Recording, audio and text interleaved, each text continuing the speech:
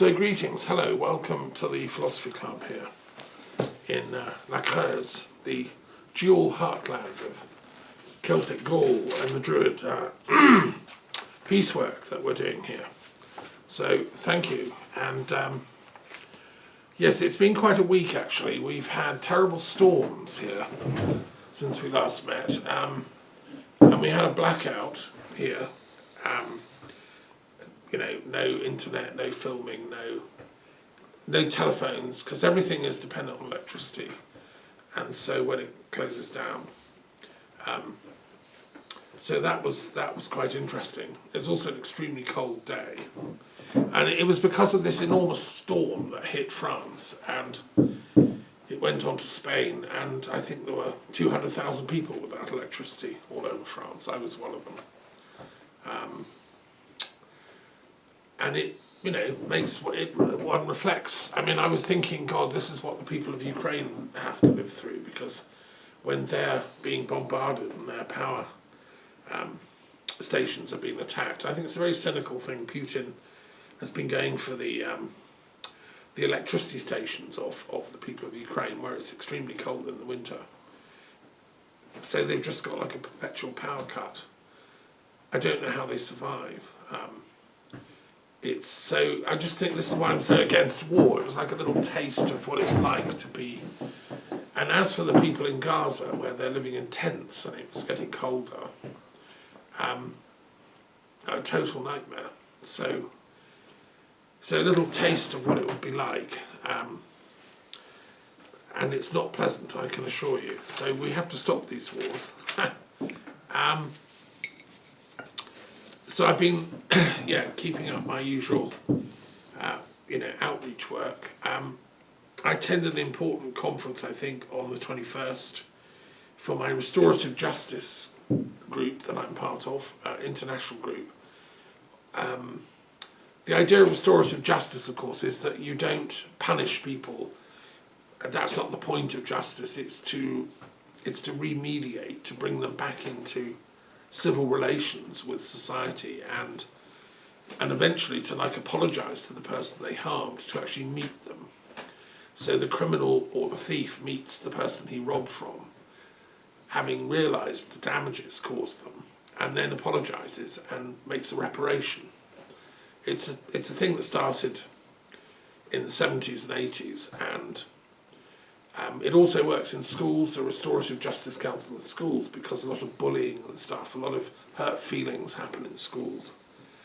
And if you can restore their good relations, it's sort of like mediation, but a bit less technical, a bit more going with the flow of where the revelations lead you. Anyway, it's a fascinating group, and we were meeting online, people from as far afield as South Korea to different parts of America. And it's a group that I have been in touch with during the whole lockdown. We meet monthly.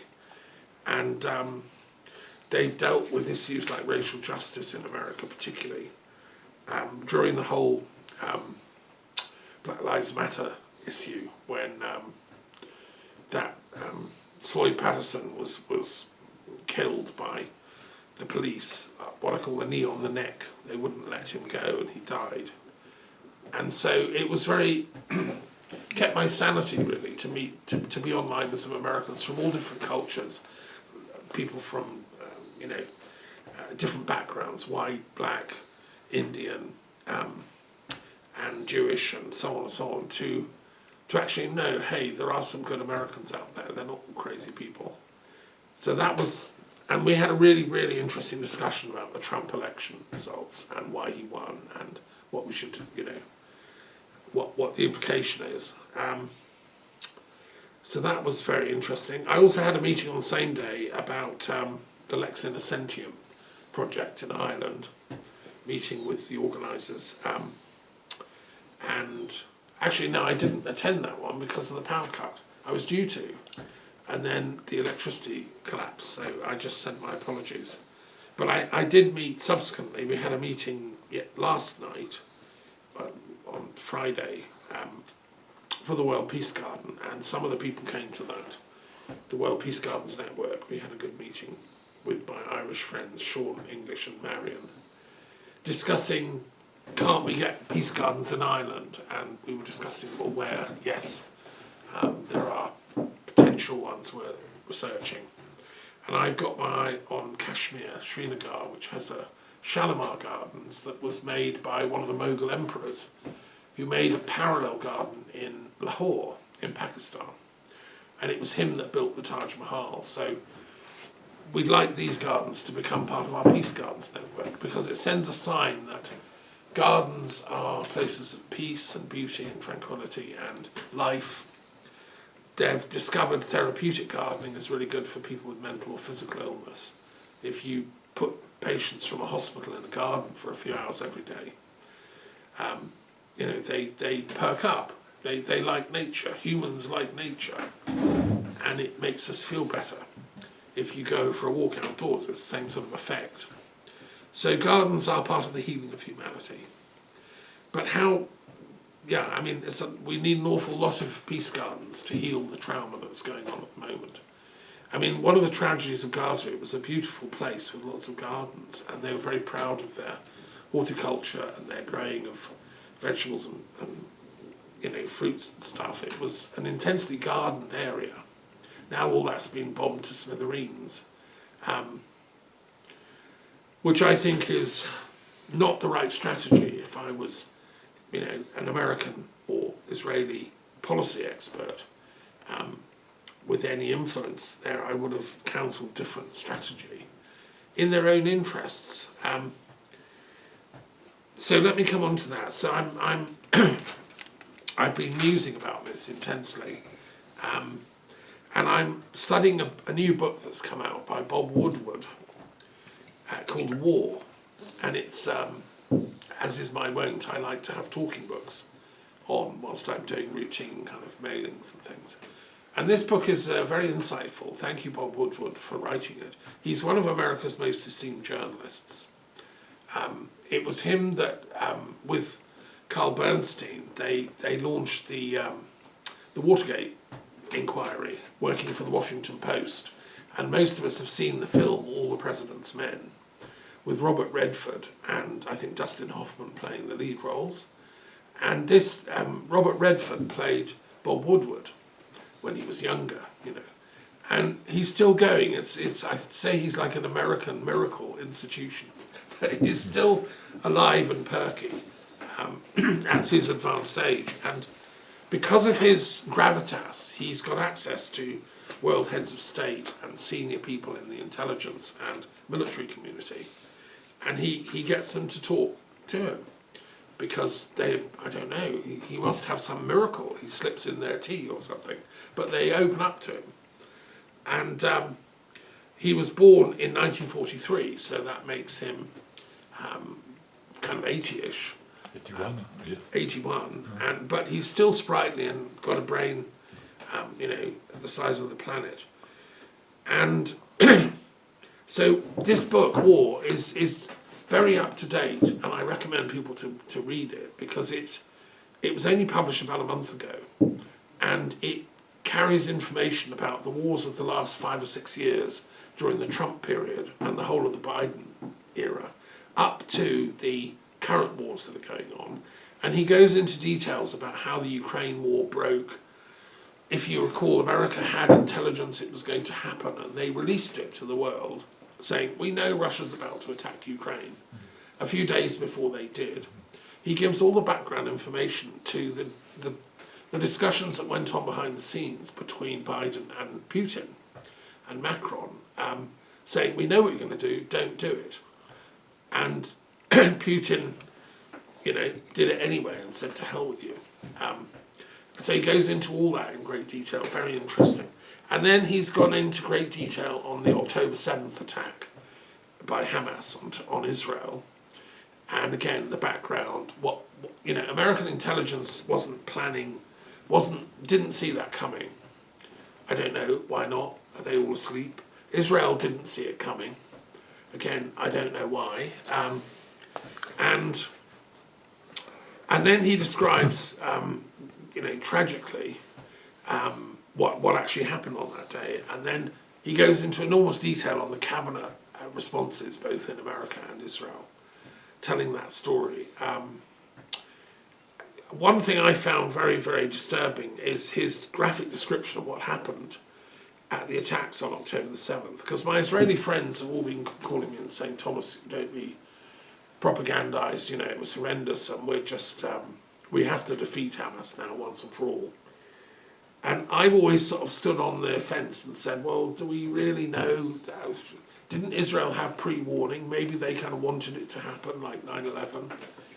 There's evidence that Netanyahu's cabinet, somebody in there, or in the military, had the exact Hamas plans a year before the event. And that, I think, is not disputed. Bob Woodward mentions that. So somewhere between the guy seeing, oh, look, what Hamas are about to do, a major assault, it got squashed. It never got actioned, Why not? Like, what on earth were they doing there? Did somebody want it to happen? Discuss. I mean, I still think, and then there's the case of the female operatives on the actual border, who are the intelligence operatives actually with eyes on the fence, who saw Hamas flooding towards and telephoned warnings through to their line managers and said, help, there's a big assault coming. And they were told, no, you must be dreaming, forget it, I'm going back to sleep. Again, there's those issues that are not addressed in the Woodward book, but I think do need to be addressed. Again, was someone almost like wanting it to happen in order to then launch this fast counteroffensive? My job is to ask questions, Socratic style. I'm not saying yes or no, I just think we should ask these questions. And then there's the question that is revealed by Bob Woodward about the horrendousness of the attack, particularly on the rave festival that was going on. And I find this very disturbing. I've always found it very sad that precisely the peace activists in Israel, they were attracted to go and live down around Gaza. These are people that would be on the left politically. And for them, it was a symbol of peace that they could have a festival just a few miles from the Gaza. And, I mean, how different history would be, isn't it, if when they broke out, they just came and joined the dancing, instead of coming with Kalashnikovs and shooting them and killing them. That's the world I'd like to live in, where the young Palestinians could have been invited to come and join, share dancing as a sacred sacrament. That's the world I dreamed of and dream of.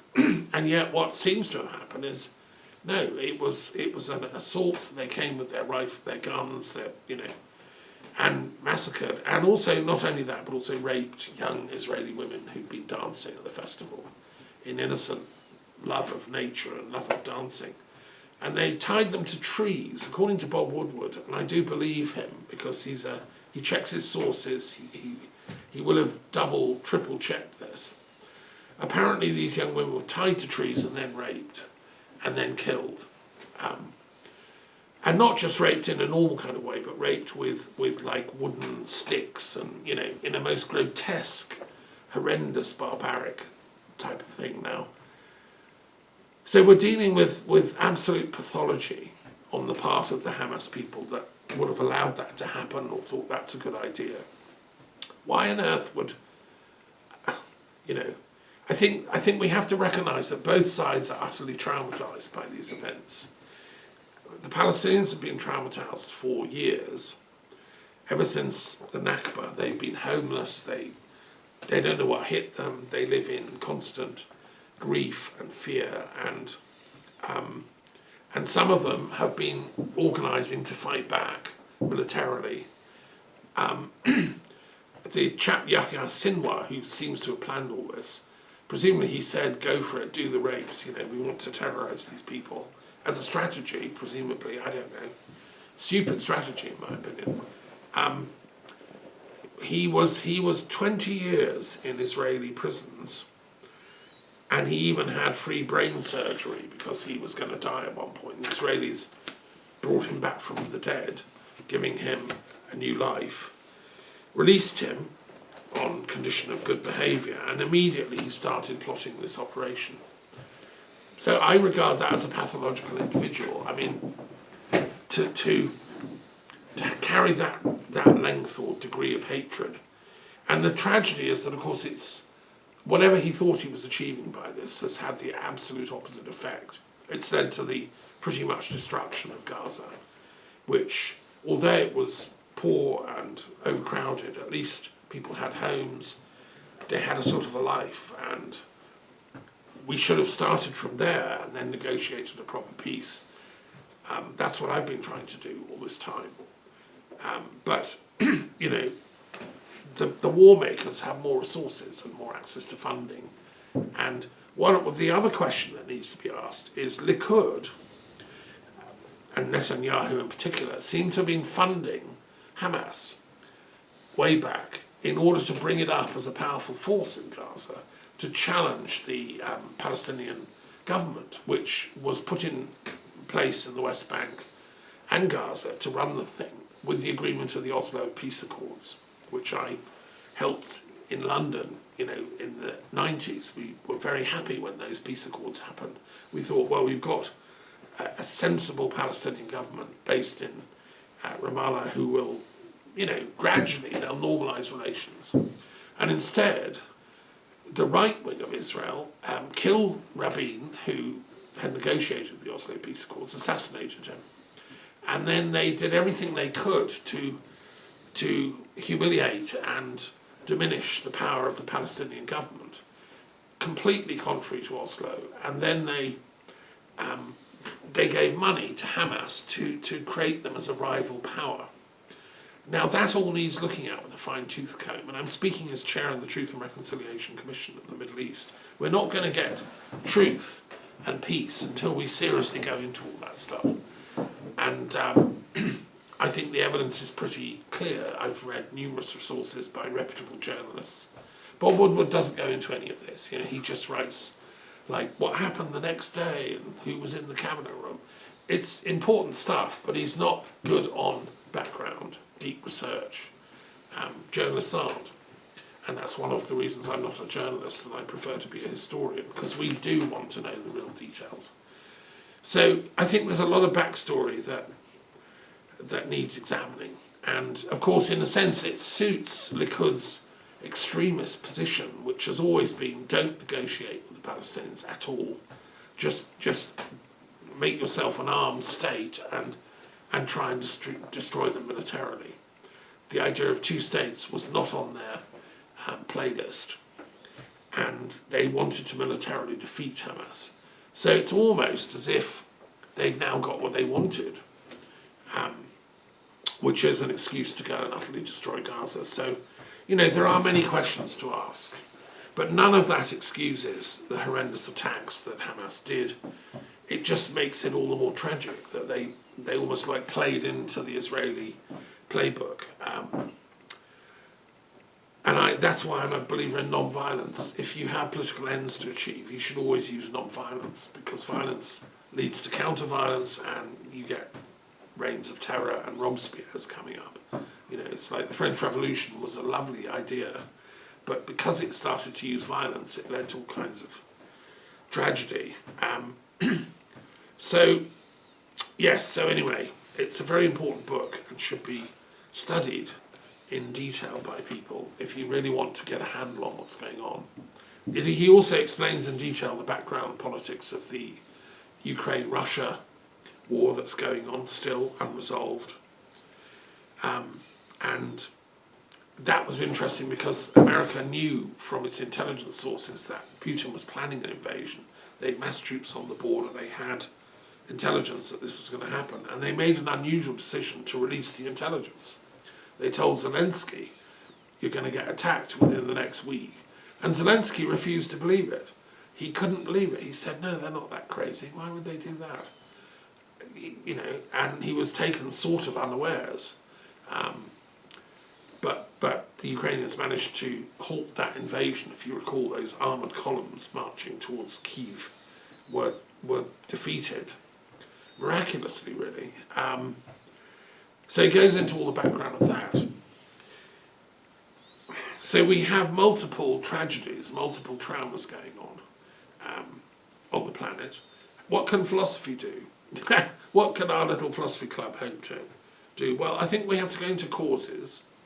Like Aristotle said, philosophy is the study of causes. And that's the motto of the LSE, where I did part of my degree in London. Know the causes of things. It's a quote from Virgil. So, and history helps. That's why I'm a philosopher and a historian. To really know the causes of things, you have to look at the history. Like I talked about last week about the history of the Russian death camps in Siberia. They weren't invented by the Bolsheviks, they were invented by the Tsar. And were hundreds of years old. But the Bolsheviks didn't get rid of them. They perfected them and increased them and filled them up even more, which was a complete, utter nightmare. So once you know the historical stuff, like about the fact that Likud helped create Hamas, then you can't see current conflicts in the same light. Having learned the causes, I think the next job is to heal. Because as a doctor, I look at philosophy as a medical thing. So you find out the diagnosis. Two traumatized people, effectively. Palestinians are traumatized, and so are the Israelis. So it's like a kind of madhouse where people are scaring each other with crazy gestures. I'm not, obviously not everyone is traumatized. There are some sane Israelis and sane Palestinians who are not acting out from their traumas and their pathologies. But I think that most of the Likud cabinet around Netanyahu are. Most of the Hamas leadership. And then, that's what we have to somehow heal. So the next thing is to look for therapy. How can we heal these pathological situations? That's what my work as a philosopher is about. And as a peace philosopher, I believe it is possible, but we should be funding that and asking those questions instead of throwing more bombs. One thing that's very interesting from Woodward is how easily Netanyahu bends Biden to his will. When Biden hasn't asked any of the right questions. I don't know if he knows what I'm talking about. He just sees it short-termism, and it's so interesting that, there's something else that partly explains it all, which I learned from Bob Woodward. I've discovered a new player in this game called Ron Dermer, who I'd never heard of, who was the ambassador to the US from Israel from 2013 to 2021. And he's like the elephant in the room. It turns out he is Netanyahu's chief policy friend, advisor, and has been for 25 years. Now, he was an American citizen, and he was influential in American politics. And then he got a job in Israel on the fringes of intelligence, and then he became a full Israeli citizen. And he is shaping Netanyahu's worldview, ideology, and up to right now, sitting in Tel Aviv right now, deciding what policy to implement, which ceasefire to allow. And this Ron Dermer is incredibly important, and he's very combative and very bomb first and think later.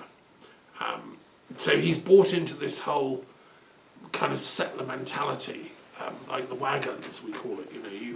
When you see the Indians, you shoot them, circle the wagons, and don't let them anywhere near. Taken from the old cowboy movies. So Ron Dermer, I think, is someone that also, I don't know his personal story, why he is like this, but of course the events of October the 7th have utterly played into his, there, told you, the only good Palestinians, a dead one. And so he's the evil genius behind Netanyahu. Netanyahu is really just his puppet, it turns out. But Biden is Netanyahu's puppet. And Ron Dermer has huge contacts back in Washington amongst the very influential American Jewish community, both on the Democrat and Republican side. So if Biden, God forbid Biden were to say, look guys, I think you've had enough with the bombing, we're going to stop sending you any more bombs, you've got to make a ceasefire deal, and the last bombs will be sent on Monday. Biden could say that. He could have said that 6 months ago. I imagine Ron Dermer would have got on the phone and had him carried out as had him diagnosed as insane or something through contacts in the media, through defamation secretly behind the scenes. So I think Biden is really just a puppet of Netanyahu, I dare say. And I think he's been playing that game for so long. He's known Netanyahu for over 25 years. And so his mindset is just anything Israel asks for, give it, because they're our allies. And this constantly repeated refrain, which is, Israel is the only democracy in the Middle East, I just think is a false mantra. You know, all states are a mixture of democracies and plutocracies, as Aristotle pointed out.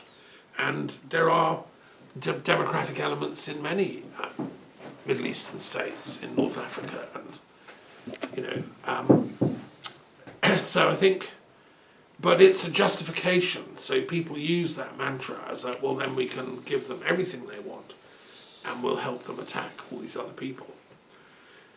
We're in a tragic situation here. And I just hope that through, you know, I mean, I'd be very happy to run a philosophy club in Jerusalem and invite Palestinians and Israelis to come, intellectuals, and try and go to the root of it.